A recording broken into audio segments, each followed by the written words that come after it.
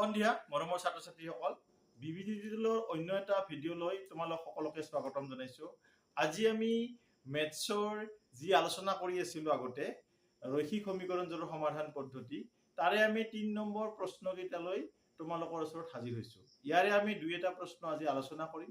যদি ভাল লাগে তেতিয়া ভিডিঅ'টো লাইক শ্বেয়াৰ কমেণ্ট কৰিব নাপাহৰিবা। আৰু যদি তোমালোকৰ কিবা প্ৰশ্ন উদয় হয় তেতিয়া কমেণ্ট বক্সত কমেণ্ট কৰিবা। আমি যিমানখিনি পাৰোঁ তাৰ উত্তৰ দিয়াৰ চেষ্টা কৰিম। এতিয়া আমি পলম নকৰি ভিডিঅ'টোৰ মাজলৈ আগবাঢ়িছোঁ। ইয়াতে আমাৰ প্ৰথম প্ৰশ্ন যিটো আছে সেইটো আমাৰ কি আছে এইটো চাই ল'বা। তলৰ 3 নম্বৰ প্ৰশ্নৰ ক্ষেত্ৰত আমাৰ কি দিয়া আছে, তলৰ সমস্যাবোৰৰ ক্ষেত্ৰত ৰৈখিক সমীকৰণ জোৰ গঠন কৰা আৰু প্ৰতিস্থাপন পদ্ধতিৰে সিহঁতৰ সমাধান উলিওৱা। তাৰমানে ইয়াতে কি আছে 1 আৰু 2 যেনেকে ডাইৰেক্ট আমাৰ ৰেডিমেড কি আছিলে সমীকৰণ গঠন কৰি দিয়া আছিলে সেই বস্তুটো ইয়াতে নাই। ইয়াতে আমি সমীকৰণ গঠন কৰিব লাগিব আৰু সেই সমীকৰণ প্ৰতিস্থাপন পদ্ধতিৰে সমাধান কৰি উত্তৰ উলিয়াব লাগিব। গতিকে ইয়াতে অলপমান কাম আগৰ যিখিনি অংক আছে তাতকৈ অলপমান বেছি। গতিকে বৰ বিশেষ টান নহয়। ইয়াতে আমি প্ৰথমতে চাব লাগিব যে চৰ্ত থাকিব, দুটা চৰ্ত থাকিব। সেই দুটা চৰ্তৰ পৰা আমি দুটা সমীকৰণ উলিয়াব লাগিব আৰু সমীকৰণ দুটা আমি প্ৰতিস্থাপন পদ্ধতিৰে সমাধান কৰি আমি যিটো বিচৰা উত্তৰ সেই উত্তৰটো আমি উলিয়াব পাৰিম। এতিয়া আমাৰ প্ৰথম অংক যিটো দিয়া আছে এইটো চাবা। দুটা সংখ্যাৰ পাৰ্থক্য 26, এটা সংখ্যা আনটোৰ 3 গুণ হলে সংখ্যা দুটা উলিওৱা। এইটো আমি কেনেকৈ কৰিম? ইয়াতে আমাৰ ৰেডিমেড সমীকৰণ দিয়া নাই, আমাক কিন্তু ইয়াতে দুটা চৰ্ত দিছে। চৰ্ত প্ৰথম চৰ্ত কি দিছে যে দুটা সংখ্যাৰ পাৰ্থক্য 26 আৰু দ্বিতীয় চৰ্ত দিছে এটা আনটোৰ 3 গুণ। এই দুটা চৰ্তৰ পৰা আমি দুটা সমীকৰণ উলিয়াব পাৰোঁ। কেনেকৈ উলিয়াম? যিহেতু প্ৰথম যিটো বাক্য দিয়া আছে দুটা সংখ্যাৰ পাৰ্থক্য 26, তাৰ মানে কি ইয়াতে নিশ্চয় কি হ'ব, এটা ডাঙৰ সংখ্যা হ'ব এটা সৰু সংখ্যা হ'ব। সেইকাৰণে সিহঁতৰ পাৰ্থক্য বুলি কথাটো কৈছে। পাৰ্থক্য 26 মানে ডাঙৰৰ পৰা সৰুটো বিয়োগ দিলে 26 হ'ব। গতিকে আমি প্ৰথমতে ধৰি ল'ব লাগিব, ধৰা হ'ল ডাঙৰ সংখ্যাটো, আমি ডাঙৰ সংখ্যাটো ধৰি লওঁ।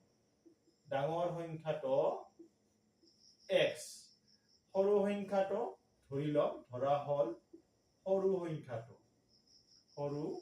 সংখ্যাটো এইটো y।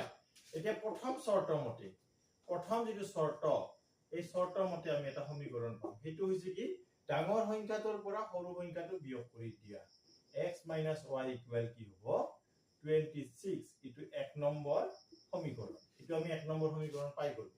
তাৰ পিছত দ্বিতীয় চৰ্ত মতে আমি আৰু 2 নম্বৰ সমীকৰণটো পাম। এইটো কি হ'ব চাবা, এটা সংখ্যা আনটোৰ 3 গুণ হলে ডাঙৰ সংখ্যাটো সৰু সংখ্যাটোৰ 3 গুণ নিশ্চয় হ'ব। এটা সংখ্যা আনটোৰ 3 গুণ মানে ডাঙৰ সংখ্যাটো x, আনটোৰ 3 গুণ মানে 3y, এই y 3 গুণ, এই x টো y 3 গুণ। এই চৰ্তটো আমাৰ ওলাই গ'ল, এটা সংখ্যা আনটোৰ 3 গুণ মানে x = y। যিহেতু 3y, যিহেতু x টো ডাঙৰ, যিহেতু y টো সৰু, সেই কাৰণে x = 3y হৈছে। ইয়াৰ পৰা আমি কি কৰিম, এটা লাইন আৰু বঢ়াই দিলে ইটো ইয়াতে প্লাসত আছে, ইফালে গলে মাইনাস হ'ব। এনেকে আমি কি পাম 2 নম্বৰ সমীকৰণ পাম। কিন্তু আমি ইয়াতে 2 নম্বৰ সমীকৰণটো ইয়াতে লিখি থম। কিয় লিখি থম? যেহেতু এইটো এটা প্ৰতিস্থাপন পদ্ধতি, গতিকে এইটো আমাৰ কৰাৰ প্ৰয়োজন নাই। কাৰণ কিয়, আমি প্ৰতিস্থাপন পদ্ধতিত জানো যে এটাৰ মান, এটা চলক ৰাশিৰ মান আনটো সমীকৰণত বহুৱাব লাগে। ইয়াতে অলৰেডি আমাৰ ৰেডিমেড দিয়াই আছে x ৰ মান 3y বুলি। গতিকে এই x ৰ মানটো আমি y ত বহুৱাব পাৰো ডাইৰেক্ট।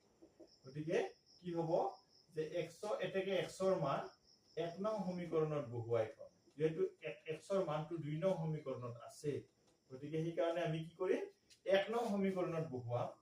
x ৰ মান বহুৱাই পাও কি হ'ব, এইটো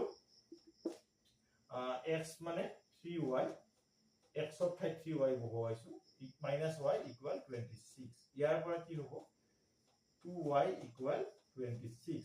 এতেকে y = কি হ'ব, 2 টো ইফালে পূৰণ হৈ আছে, ইফালে গলে কি হ'ব হৰণ হ'ব 26/2 that is 13 আমি কি পালো y এর মান পালো y এর মান কি পালো 13 পালো এতিয়া আমি ইয়াতে নাতে আমি ইফালে লিখিম ইটো এতিয়া এই y এর মান এটাকে y এর মানটো আমি কিহত বহুৱাম আমি 2 নং সমীকৰণত বহুৱাব পাৰো y এৰ মান 2 নং সমীকৰণত বহুৱাই পাও সমীকৰণত বহুৱাই পাও কি পাও এটো আমি চাব লাগিব x equal 3 into y y মানে 13 এটো কি হ'ব নিশ্চয় 39 হ'ব 3 13 39 গতিকে আমি কি পালো সংখ্যা দুটা পালো সংখ্যা দুটা বা ডাঙৰ সংখ্যাটো আমি কি পালো 39 আৰু সৰু সংখ্যাটো 13 আমি এনেকেও লিখিব পাৰো ডাঙৰ সংখ্যা বা সৰু সংখ্যা এনেকেও লিখিব পাৰো বা সংখ্যা দুটা বুলিও লিখিব পাৰো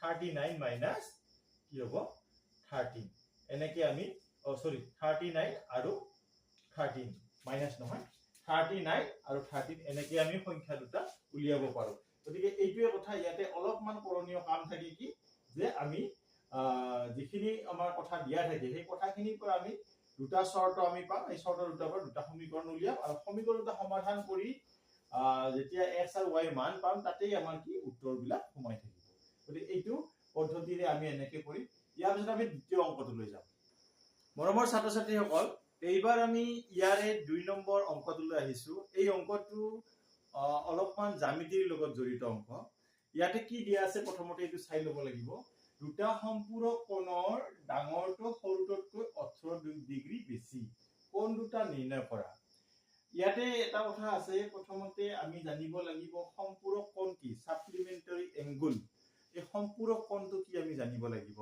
সম্পূৰক কোণ তোমালোকে জ্যামিতি ইতিমধ্যে পাইছা এটো হৈছে কি যে যদি দুটা কোণৰ মাপৰ সমষ্টি 180 ডিগ্ৰী হয় তেতিয়া এই কোণ দুটা কি কয় এটা আন্তৰ সম্পূৰক বুলি কয় ধৰা হল এটা কোণৰ মান আমি x ধৰিলো আৰু এটাৰ মান আমি y ধৰিলো তে ইহতৰ মাপৰ সমষ্টি অৰ্থাৎ x + y কি হ'ব 180 ডিগ্ৰী হ'ব এইটোৱে কথা তেতিয়া আমি এই x আৰু y কি কম সম্পূৰক কোণ বুলি কম অৰ্থাৎ সম্পূৰক কোণে কি বুজায় এটো মনত ৰাখিবলগীয়া কথা সম্পূৰক কোণে সদায় দুটা কোণৰ কথা কয় গতিকে এটো প্ৰথমতে আমি মনত ৰাখিব লাগিব ইয়াৰ পিছত আমি চাম যে এই কথাখিনি দুটা শৰ্ত কেনেকে আছে প্ৰথমতে প্ৰশ্নটো যদি আমি মাতি চাও দুটা সম্পূৰক কোণৰ ডাঙৰটো সৰুটোতকৈ 18 ডিগ্ৰী বেছি ইয়াতে আমি এটা ডাঙৰ কোণ থাকিব লাগিব এটা সৰু কোণ থাকিব লাগিব বুলি গম পালো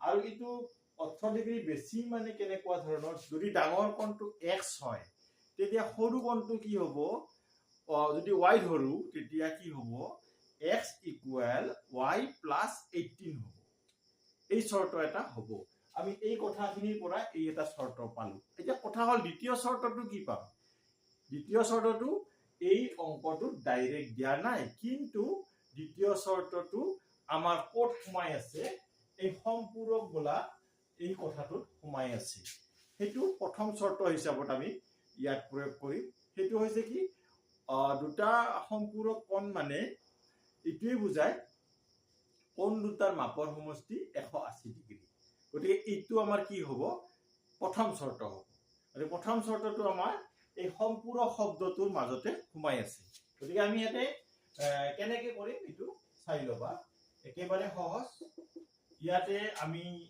কি কৰিম ধৰা হল যেহেতু এটা ডাঙৰ কোণ বুলি কৈছে আমি ডাঙৰ কোণটো কি বুলি ধৰি লম x ধৰি লম আৰু সৰু কোণটো ধৰা হল সৰু কোণটো আমি কি ধৰিলো y ধৰিলো সৰু কোণটো y এতিয়া এটাকে প্ৰথম শর্ত মতে কি হ'ব এই x + y = 180 এই ডিগ্ৰীটো আমি নিলিখো ডিগ্ৰীটো আমি ইকাৰে নিলিখো যেহেতু সমীকৰণ গতিকে ডিগ্ৰী বুলি আমি এনেকে নিদিও আৰু ইটো আমি ইয়াতে দিয়াৰ প্ৰয়োজন নাই পিছত আমি উত্তৰত দিব পাৰো ডিগ্ৰী শব্দটোও লিখিব পাৰো নাইবা এনেকে ডিগ্ৰী বুলিও দিব পাৰো যদি ইটো আমি এক নম্বৰ সমীকৰণ বুলি ধৰি ললো তাৰ পিছত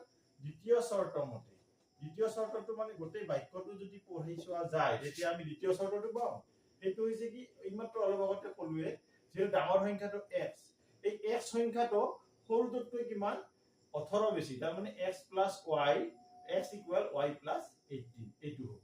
গতিকে এইটো আমি 2 নম্বৰ সমীকৰণ বুলি ধৰি ললো। এতিয়া যেহেতু এইটো প্ৰতিস্থাপন পদ্ধতিৰ মতে আমি যিকোনো এটা চলক ৰাশিৰ মান আমি প্ৰথমতে উলিয়াই ল'ব লাগে। গতিকে ইয়াতে আমি ডাইৰেক্ট দেখাই পাইছো যে x ৰ মানটো অলৰেডি উলিয়াই আছে, সমীকৰণৰ শৰ্তমতে পালো আমি। গতিকে ইয়াতে আমি 3 নম্বৰ সমীকৰণ উলিয়াৰ কোনো প্ৰয়োজন নাই। গতিকে আমি কি কৰিম, এতিয়া এই x ৰ মানটো কিহত বহুৱা, 1 নং সমীকৰণত বহুৱা। x ৰ মান 1 নং সমীকৰণত বহুৱাই পাও কি পাও, এইটো x equal ইয়াতে x বহুৱা y plus 18 plus y equal 180। এতিয়া এইটো কি হ'ব, এইটো twice y হ'ব আৰু এইটো 180, এইটো 18 টো ইফালে গলে কি হ'ব, মাইনাস হ'ব। গতিকে 2y equal কি পাম আমি, ইয়াৰ পৰা 10 ৰ 8 গলে 2 আৰু ইয়াতে থাকিল কিমান 7 থাকিল, 7 ৰ 1 গলে 6 162। আৰু ইয়াৰ পৰা যদি আমি উলিয়াও তেতিয়া y ৰ মানটো কি পাম আমি, এনেকে 2 ৰে হৰণ 162, তেতিয়া কি পাম আমি 8 2 গুণ 16 আৰু 8 1 গুণ 2 1 গুণ 2। গতিকে আমি কি পালো, y ৰ মানটো 81 পালো, অৰ্থাৎ সৰু যেটো কোণ সেইটো মান কিমান পাইছো আমি 81 ডিগ্ৰী। তাৰ পিছত এই y ৰ মানটো আমি ক'ত বহুৱাম, এতিয়া আমি y ৰ মান 2 নং সমীকৰণত বহুৱাম। এতেকে y ৰ মান কি বহুৱাম, 2 নং সমীকৰণত বহুৱাই পাও, 2 নং সমীকৰণত বহুৱাই পাও, আমি এনেকে বহুৱাই লম 2 নং সমীকৰণত। 2 নং সমীকৰণ বহুৱালে কি হ'ব, x y মানে 81 plus 18, এইটো এতিয়া যোগ কৰি দিয়া, এইটো কিমান হ'ব 90, এইটো হ'ব 99 হ'ব, ইফালে 9 হল ইফালে 9 হল 99। গতিকে আমি কি পালো, কোণ দুটা আমি কি পাম, কোণ দুটা কি সম্পূৰক কোণ দুটা কি পালো, এটা পালো আমি x ৰ মানটো x টো আগতে ধৰিছো, গতিকে এইটো 99 ডিগ্ৰী এনেকে ডিগ্ৰী বুলি লিখিব পাৰো, আৰু দ্বিতীয়টো হল কি 81 ডিগ্ৰী। এতিয়া চাবা এই দুটা যোগ কৰিলে 180 হ'ব লাগিব, নিশ্চয় 180 হয়, 99 ৰ যদি 81 যোগ কৰা যায় 180 হয়, তাৰ মানে আমাৰ উত্তৰটো শুদ্ধ হৈছে।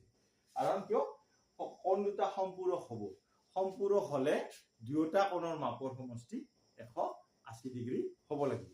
গতিকে এনেকে কৰিব পাৰি। গতিকে এই অংকটো কতে টাইম লাগিছে, কিন্তু অংকটো বৰ বিশেষ অংক, টান অংক নহয়। গতিকে এনেকে তোমালোকে অভ্যাস কৰিলে খুব সহজতে এই প্ৰতিস্থাপন পদ্ধতিৰে যেটো সমাধান পদ্ধতি কৰা আমাৰ যে নিয়ম আছে, নিয়মবিলাক আয়ত্ত কৰিব পাৰিবা। গতিকে এইখিনি আজিৰ আলোচনা এইখিনি। গতিকে মোৰ এই অংকবিলাক তোমালোকে ৰেগুলাৰলি চাই থাকিবা, কিবা কুৱেশ্যন এৰাইজ হলে মোক প্ৰশ্ন কৰিবা কমেন্ট বক্সত, আৰু মই যিমান পাৰি তোমালোকৰ এই সহজাবিলাক দূৰ কৰাৰ কাৰণে চেষ্টা কৰিম। এইখিনিয়ে আজিলৈ ইমানতে এৰিছো। ধন্যবাদ, শুভৰাত্ৰি।